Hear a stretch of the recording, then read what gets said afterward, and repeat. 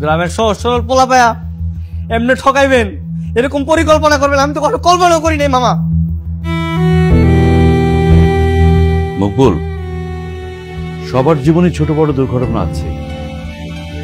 কেউ কেউ জীবনকে সাজাতে নিজেকে আমূল পরিবর্তন করে ফেলে, আবার কেউ কেউ কষ্টটা সারা জীবন বয়ে বেড়ায়। তাহলে কেন লুকাইছেন, কেন লুকাইছেন আপনারা? কোন সন্ধ্যার এতে কোনো দোষ নেই বাবা। ওকে আমরা বলেছিলাম তোমাকে সব জানানো হয়েছে বা তুমি সব জানো। আপনারা আমার এমনি ঠকায়া আরেকজনের বাচ্চারা আমার গাড়ি চাপাই দিতে চাইছিলেন? হ্যাঁ, আপনারা কি একবারও ভাবেন নাই যেটা অন্যায় কাজ করতেছেন? ভাবছেন একবারও? আপনার কোনো এত টাকা কিছু তো করতে পারলেন না। বাবা, তুমি তো বলেছিলে উনি নাকি সবকিছুই জানে, তাহলে এখন এমন কেন হচ্ছে? না, আমার কিচ্ছু উপায় নেই, আমি কিচ্ছু জানি না। আমি যদি জানতাম তাহলে জীবনে বিয়েটা করতাম না, বুঝলেন নাই? কই, তখন তো ছাদে আপনাকে আমি জিজ্ঞেস করেছি আপনি আমার ব্যাপারে সবকিছু জানেন কিনা। আপনি তো তখন বললেন আমার ব্যাপারে তো সবই জানেন।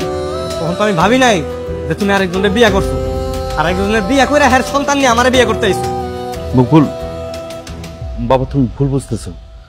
সন্ধ্যার আগে বিয়ে হয় নাই, ওটা ছিল দুর্ঘটনা। ওর চিকিৎসা করিয়েছিলাম, বিভিন্ন জায়গায় অনেক কিছু করার চেষ্টা করেছি। আসলে আমরা কেউ বুঝতেই পারিনি যে বাচ্চা চলে আসবে পেটে। এত বড় ঘটনা লুকায়া কোনো মায়ের কেউ বিয়ে দেয়? বাবা, এটা আমাদের ভুল হয়েছে, আমি সরি।